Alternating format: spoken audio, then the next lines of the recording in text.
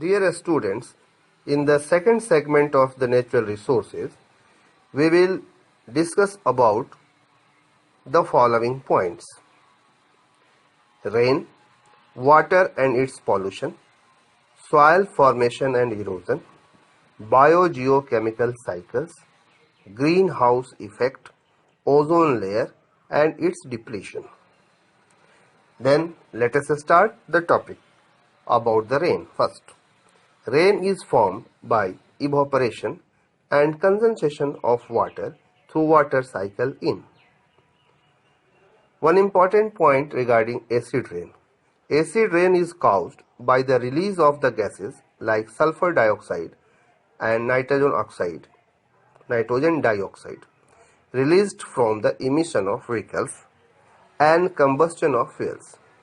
These gases dissolve in rainwater to form nitric acid and sulfuric acid like this. Now let us talk about the water. Water is renewable resource. It is essential for all physiological activities of plants and animals. Water is mainly present in two forms: surface water, groundwater. Now let us talk about the water pollution. An undesirable change in the physical, biological or chemical properties of water due to addition for foreign organic or inorganic substances that adversely affects the aquatic life and makes water less fit or unfit for use is called water pollution. The main causes of water pollution are like this.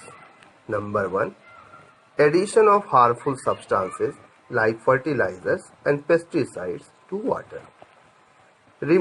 Second point, removal of desirable substances like oxygen from water. And the third important point, change in water temperature. Now let us talk about the soil.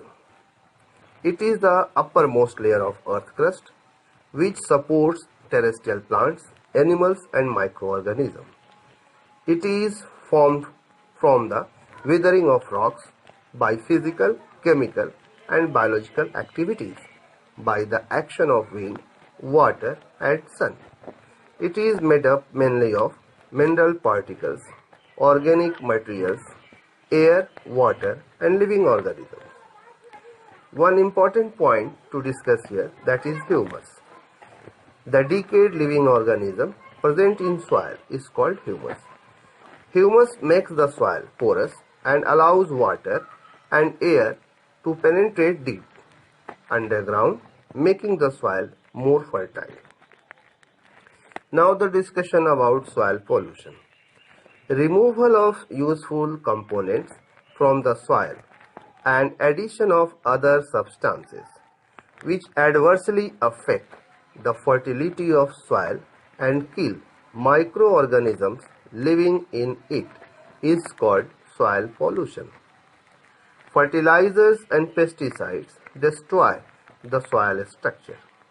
Mosses or bryophytes are indicator of soil pollution. What is soil erosion?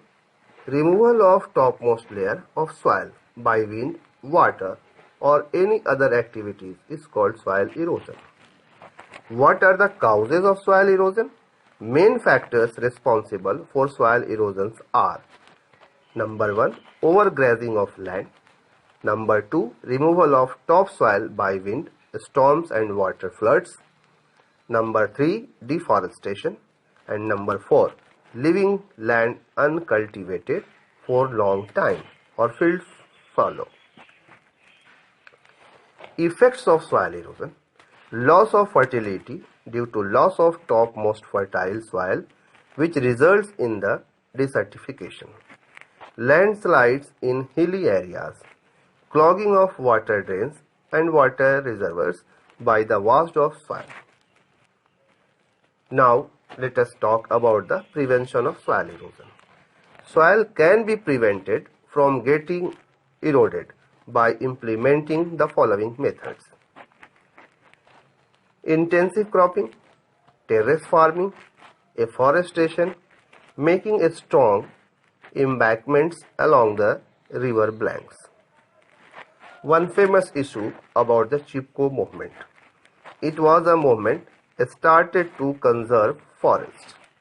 The movement was led by Sri Sundarlal Bahuguna in Garhwal district near Himalayas. Biogeochemical cycle. A constant interaction between biotic and abiotic components of the biosphere makes a system, and this flow of components form a cycle called biogeochemical cycle. Some prominent cycles in nature are described here. First, about the water cycle.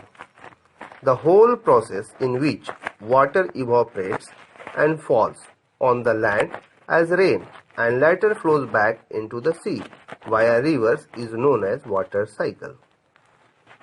Main steps involved in water cycle are: first, evaporation.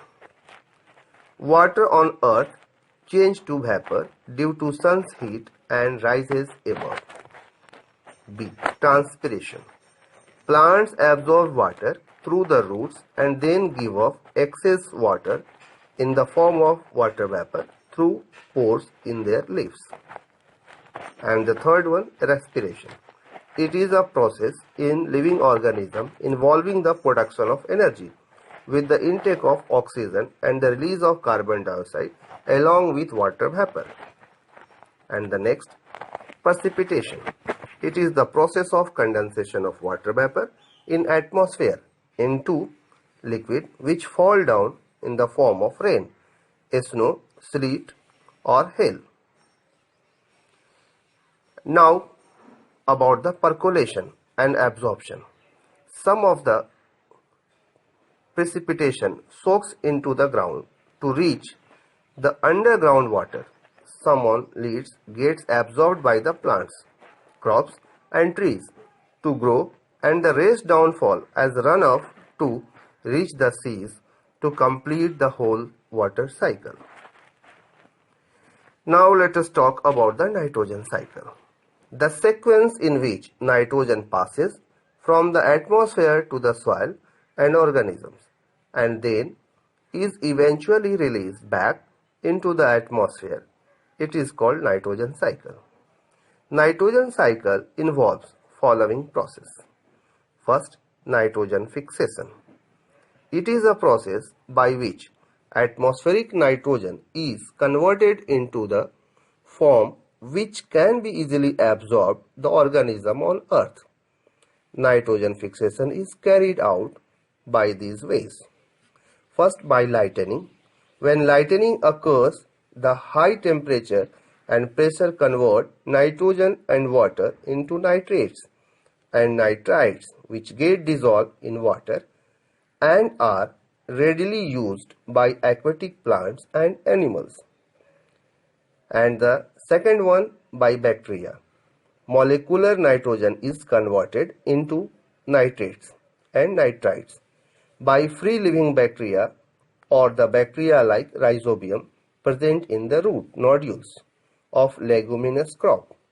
Some bacteria convert the nitrogen gas to ammonia, which plants can use. Now let us talk about the nitrification. It is the process by which ammonia is converted into nitrites and nitrates. And now about the ammonification. It is the process by which soil bacteria decomposes dead organic matter and release ammonia into soil. And the last, denitrification. It is the process by which nitrates are converted into atmospheric nitrogen back to complete the cycle. Thus, nitrogen cycle finished, and we should talk about carbon cycle. The carbon cycle is the process by which carbon moves from the atmosphere into the earth and its organisms and then back again. Carbon cycle involves the following process. First, photosynthesis. In this process, plants form their food by absorbing the atmospheric carbon in the form of carbon dioxide gas and release oxygen gas. Then respiration. In this process, plants and animals respire, resulting in breakdown of glucose stored in the plants and animals to release carbon dioxide, water and energy. Now the talk about decomposition. In this process, dead plants and animals get decomposed to release carbon into environment. And now about the combustion. Burning of fossil fuels releases carbon dioxide gas into the environment as byproduct. Movement of carbon from the atmosphere to the oceans. The oceans and other water bodies soak up about a quarter of the carbon dioxide to form carbonates. Thus, the amount of carbon dioxide so formed is almost equal to the amount of carbon dioxide consumed, and hence its concentration in air remains same. Now let us talk about the oxygen cycle. The cyclic process by which oxygen element is circulated continuously through the living and non-living components of the biosphere constitutes oxygen cycle. Oxygen cycle involves the following process. First, respiration. All living organisms take in simple sugars, glucose and oxygen and release carbon dioxide, water and energy. Combustion. During the process of combustion or burning, oxygen reacts with carbon to form carbon dioxide. And the third, during photosynthesis, carbon dioxide gas from atmosphere is absorbed by green plants in the presence of sunlight to form carbohydrates and oxygen. Thus, oxygen is liberated in atmosphere. This is the end of oxygen cycle. Now let us talk about one important issue, that is greenhouse effect. Greenhouse gases such as carbon dioxide, methane, nitrogen, oxide and chlorofluorocarbons present in atmosphere prevents the escape of heat falling on Earth's surface rather than absorbing it. This keeps the Earth warm, and the phenomenon is known as greenhouse effect. Now let us talk about the ozone layer. 3 molecules of oxygen combine to form ozone, which forms a layer in stratosphere. It acts as a protective shield as it prevents harmful ultraviolet radiation to reach the Earth. Compounds like CFCs, chlorofluorocarbons, react with ozone, releasing molecular oxygen, resulting in breakdown of ozone, which is termed as ozone depletion. This is the end of this lesson. Now you should try these questions. Water is known as a wonderful liquid. Explain.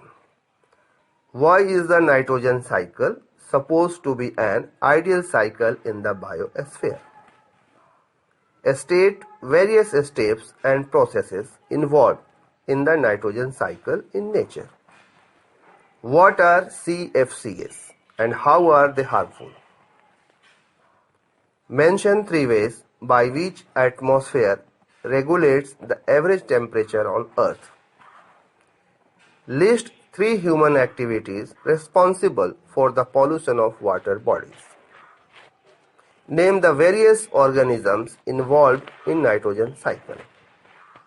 What does the presence of smog in an area indicate? Explain the following terms: nitrogen fixation, nitrification and denitrification. And list any 3 human activities which would lead to an increase the carbon dioxide content of air. That's all. Have a nice day.